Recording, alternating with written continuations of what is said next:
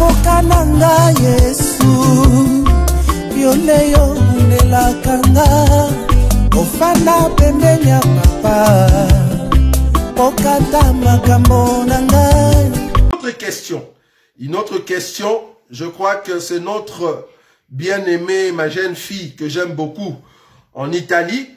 Elle nous a posé aussi une question que j'aimerais qu'on lise rapidement.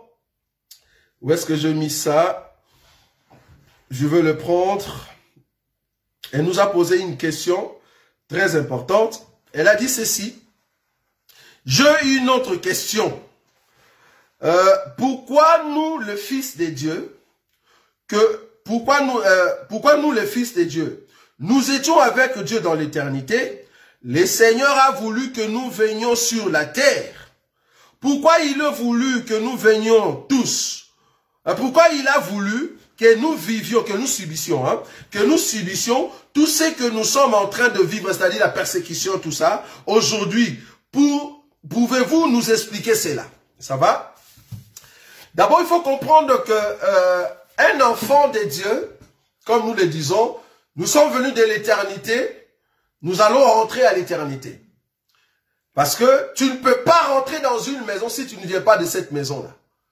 Tu ne peux pas rentrer à Dieu si tu ne viens pas de Dieu. C'est pour cela l'Écriture qui a dit personne n'est monté au ciel si ce n'est celui qui est descendu, le Fils de Dieu qui est, le Fils de l'homme qui est dans le ciel. Donc, il faut venir du ciel pour rentrer au ciel. Il faut venir de Canaan pour rentrer en Canaan. Ça va? C'est très important. En fait, nous, enfants de Dieu, nous sommes venus sur terre parce que le Seigneur, qui est notre grand frère, il est venu ici pour, en fait, préparer ce qu'on appelle le règne de millénium. Or, pendant ce règne-là, il va régner avec ses frères. Il va régner avec ses frères. Maintenant, il faut que lui-même vienne d'abord, afin de nous préparer une place. Il va d'abord voir, après il rentre, il nous laisse, afin qu'il nous prépare aussi à venir vivre le millénium avec lui. Je vais souligner un élément avec une écriture, pour que tu comprennes un peu ce que je suis en train de dire, et je vais toucher maintenant la persécution. Remarquez la descente de Joseph. Joseph était avec ses frères dans Canaan. Ils étaient ensemble. Maintenant, il fallait que Joseph d'abord vienne en Égypte. Il souffre en Égypte. Et puis il devient roi en Égypte pour que ses frères viennent. Vous voyez? Donc, il faut que Joseph d'abord puisse expérimenter d'abord les territoires. Et ce n'est qu'après nous allons venir. Maintenant, nous ne pouvons pas bénéficier cette grâce du travail de Joseph ou du travail du Seigneur sans la persécution. Parce que nous allons passer par le même chemin que lui, il est passé. Parce que c'est lui le modèle. Or, lui, pour nous donner une assurance par rapport au millénium, il est d'abord passé par la croix. Il est passé par la persécution. Parce que la persécution te donne au fait l'autorité, la force. La force sur ceux qui sont en train de te persécuter. Vous voyez? Parce que quand Jésus dit j'ai vaincu le monde, pour vaincre le monde, il faut mourir. Tu ne peux pas vaincre le monde sans mourir. Or, nous, pour vaincre les ennemis, il faut combattre avec eux. Il faut combattre avec les démons. Il faut vaincre les diables. C'est comme ça que tu vas vaincre le monde. Donc, c'est par la persécution que nous allons hériter le royaume des cieux. Vous voyez?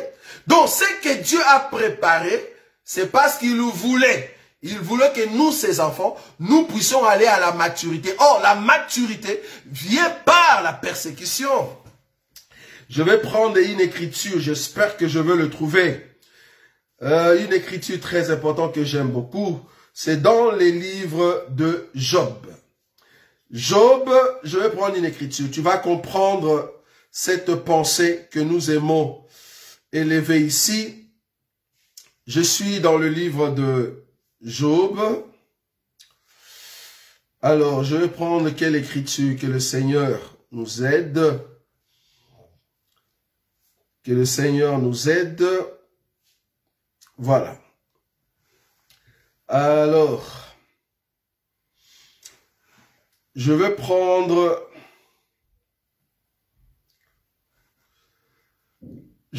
une écriture. Je suis dans Job chapitre 39. Job chapitre 39. Job chapitre 39. Remarquez ici qu'on parle de l'autruche. Or, l'autruche qu'on est en train de parler ici, c'est au fait le type de notre Seigneur Jésus.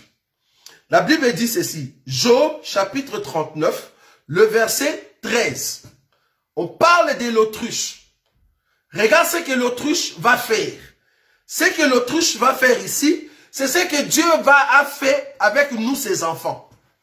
La Bible dit ceci. L'aile de l'autruche se déploie, joyeuse. On dirait l'aile, le plumage de la cigogne. Là, on parle de la personne de notre Seigneur. Mais l'autruche abandonne ses œufs à la terre. Je répète cette écriture.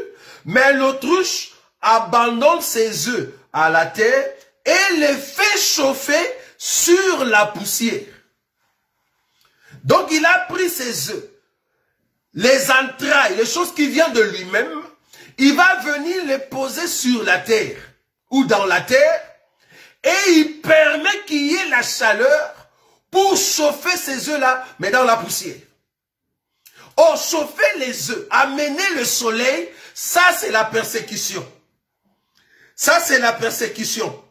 Vous voyez? Je ne sais pas c'est qui m'appelle là alors que je suis à l'émission. Donc ça c'est la persécution. Donc, le fait de chauffer les œufs, ça c'est la persécution que les œufs sont en train de subir. Vous voyez? Mais c'est l'autruche qui l'a amené. Remarquez, la Bible continue. Le verset 15. Elle oublie que les pieds peuvent les écraser. Elle oublie que les pieds peuvent les écraser. Donc, elle oublie que les pieds peuvent venir se poser sur l'œuf et les écraser. Ça, c'est la triche. C'est pas qu'elle a oublié. Non. Faut jamais dire que le Seigneur a oublié. Non. Le Seigneur sait que les pieds existent. C'est pour cela la Bible dit, il les a enlevés en Égypte. Il les a amenés dans les déserts, là où il y a des scorpions et des serpents venimeux. C'était pour les tenter. Je vous ai amenés dans les déserts, c'est pour vous éprouver. Vous voyez? Ça, c'est la chaleur qu'on est en train de chauffer tout autour des œufs. Est-ce que tu vois ça? Ça, c'est Dieu. Mais pourquoi il fait ça? Mais oui, tu étais un œuf. Dieu, dans ses entrailles, toi, fille de Dieu, moi, fils de Dieu, nous étions des œufs. Maintenant, il faut que les œufs puissent avoir éclosion, c'est-à-dire s'écarter, pour que le poussin, le petit oiseau sorte, et que le petit oiseau grandisse. Donc, Dieu t'amène sur terre, t'amène sur un terrain désertique, là où il y a des scorpions et des serpents, mais lui-même, il veille sur toi, bien qu'il y a les pieds. Mais il veille sur toi. Comment est-ce qu'il veille sur toi? Remarquez le verset 16. Elle est dure envers ses petits, comme s'il n'était point à elle. Ça, c'est la dureté de Dieu. Quand il nous dit de ne pas pécher, c'est parce que Dieu est dur. Nous ne péchons pas parce que papa a dit de ne pas pécher. Parce qu'il est trop dur. Ça, vous voyez? Elle est dure envers ses petits, comme s'il n'était point à elle. Elle ne s'inquiète pas de l'inutilité de son enfantement. 17. Car Dieu lui a refusé la sagesse. Il ne lui a pas donné l'intelligence en partage. 18. Quand elle se lève et prend sa course, elle se rit du cheval et de son cavalier. Quand l'autruche se lève court, elle rit la vitesse du cheval et les cavaliers. Or, les chevals et les cavaliers, c'est au fait les 4 cavaliers de l'Apocalypse. Or, pendant ces temps-là, l'autruche, si on veut toucher à l'œuf, il va courir plus que le cheval et les cavaliers qui sont au-dessus. Donc, pour dire, on ne va pas nous toucher. Non. Mais nous allons passer quand même par dans la persécution. Parce qu'on doit être chauffé. Ici, je suis en train de prendre des éléments élémentaires pour expliquer la pensée à la sœur. Mais c'est tout un enseignement de parler que notre Seigneur Jésus-Christ, c'est lui l'autruche. Vous voyez? C'est tout un enseignement. Mais ici, je prends des éléments pour expliquer que nous sommes des œufs qui doivent être chauffés, mais l'autruche nous regarde de loin. Si on veut nous toucher, il court plus vite que le cheval et le cavalier. Vous voyez? Donc, c'est très important. Donc, Dieu nous a envoyés ici pour que nous puissions atteindre quoi? Atteindre la maturité. Tu ne peux pas atteindre la maturité. Tu ne peux pas diriger le royaume des milléniums si tu n'es pas mature. C'est pour cela que Dieu nous a amenés ici sur terre. Oh, la maturité vient toujours par la persécution. Un enfant de Dieu qui n'est pas persécuté, tu n'es pas un enfant de Dieu. Ça, je le souligne. Un enfant de Dieu qui n'est pas combattu, tu n'es pas un enfant de Dieu. Oublie. Oublie, tu es au fait dans ton royaume, quoi. Donc toi, tu es bien. Sur terre, ici, c'est ton royaume. Mais nous, là, nous sommes combattus à fond. Juste pour la vérité. Combattus à fond. Le vendredi prochain, vous allez entendre. Combattus, pourquoi? Parce que tu dis la vérité. Or, la vérité, c'est le langage de l'éternité. Le langage de l'éternité, c'est le langage du Père. Parce que le Père ne ment pas. Le Père ne ment pas. Parce que le Père des mensonges, on les connaît, c'est Satan, le diable. Mais nous sommes de la vérité. Donc, quand on parle de Jésus, Jésus est la vie, la vérité, le chemin. Donc, nous parlons que la vérité. Et nous cherchons ceux qui aiment la vérité. Vous voyez? Si vous aimez la vérité, ben, tu es de notre famille. C'est pour cela les diables. Parce que c'est lui qui dirige le monde, il ne va pas aimer la vérité, il va nous combattre, c'est tout à fait normal. Or, les combats en question, c'est pour que je grandisse.